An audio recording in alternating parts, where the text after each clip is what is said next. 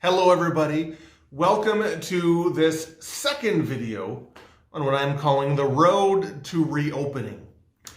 As I said in my last video, there is a lot of information that we need to get to you. I sent out a letter via email in order to try to get that information out as much as possible. But I wanted to use these videos also just to break that up so that you could kind of receive it a little bit in chunks. So in this video, I want to talk about how do we navigate the church? How do we move around this space of ours? And some of the things that you will see in order to help us do that. So I want you to imagine that you are coming to church for that first time for our online services again. And you walk into the narthex, you walk in by the front doors, and you will see right in front of you a hand sanitizer station. If you're coming in and you haven't brought your own sanitizer, and you haven't been sanitizing your hand as you've been coming in, you're going to need to use that. You're also going to see the sides people buy an easel, and that easel will have posted upon it those health checklists that we're probably all aware of. You know, do you have a fever? Have you been traveling? Do you have a runny nose? Do you have a cough? And you're going to need to say, no, I don't have any of those symptoms in order to be able to come to church. And the sides people will lead you through that. Now, so often what happens is that people come to church around the same time. But guidelines say we need to maintain distance as much as we can at all times. And so, in order to help us do that, you will see on the floor, stuck to the floor, you will see these stickers of footprints. And these are to help remind us that we need to maintain distance. So imagine you're coming to church and you haven't been sanitizing your hands, so you're going to need to use that hand sanitizer. But somebody is there. Well, instead of standing directly behind them and waiting for them to move on, you're going to find one of these stickers and you're just going to stand by it, maintaining that distance.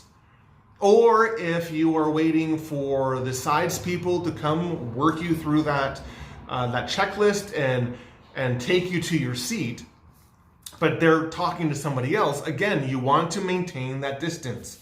And so you will find one of these stickers and just stand by it. That's going to move us, distribute us all around the church, all around the narthex, I should say, and allow us to maintain that distance. So these are just a reminder to keep our distance, to keep that 6 feet distance that we need to have.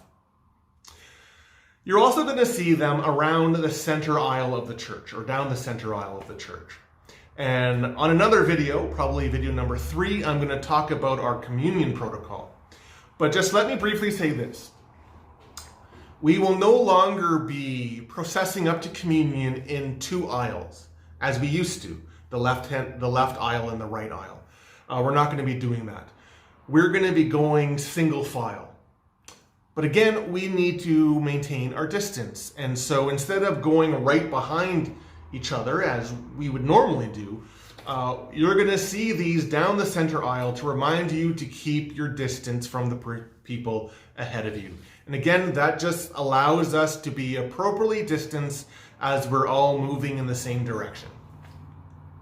Now, the other thing that you're going to see stuck to the floor are arrows, very much like that you would see in a grocery store, that they would direct you, in this aisle you go this way, and this aisle you go that way. Now, unlike the grocery store, we are all going to abide by these arrows.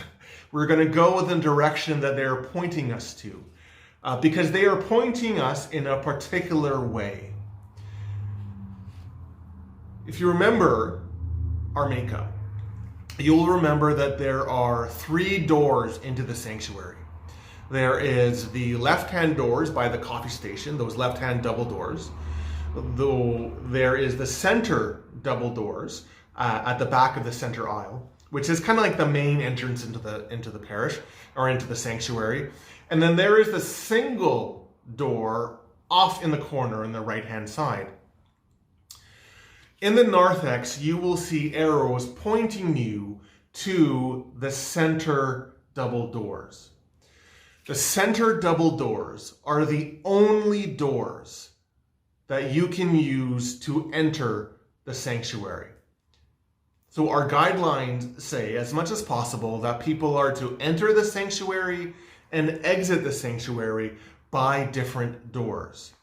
And so, entrance into the sanctuary and entrance into your pews will only be done by that center door and that center aisle. So if you think about it, the center aisle is for moving you in the direction of the altar. You're going into the sanctuary and moving towards the altar only by the center aisle. The side aisles, so the left-hand side and the right-hand side, those are reserved for exiting the sanctuary at the end of the service. And there are going to be arrows pointing you to that. So again, abide by these arrows. Notice where they're going to be, and they're going to point you to how you can move around the church. Now, what's also going to help you is, again, just kind of stickers just like this, and they don't harm the wood, they don't harm the floors or anything like that. There's going to be stickers on the doors themselves that are going to say either entrance only or exit only. Again, reminding you that you can only use those doors for that specific purpose. And we would ask you to abide by that because that's part of the protocols. The only other thing that you're going to see that might be a little bit different is the pews will be numbered.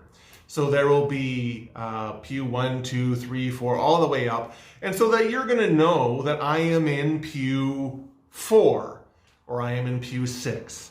Or if you're in one of those single spots, those 8 single spots that you have, they are labeled A, B, C, D, all the way through H. And so you will know I'm in seat C. And again, just to allow us to know where everybody is seated and how we are appropriately distanced away from us. So that is how we will be navigating the church and navigating the space. I look forward to seeing you on the 13th. And again, if you have any questions, if you have any concerns, don't hesitate to contact me and we can talk about that. But I am looking forward to the 13th. I hope you are too. And if you will not be coming to our on-site service, I hope that you will really consider coming for a private communion and continuing to engage in our online services on our YouTube channel. God bless you, and I look forward to seeing you soon.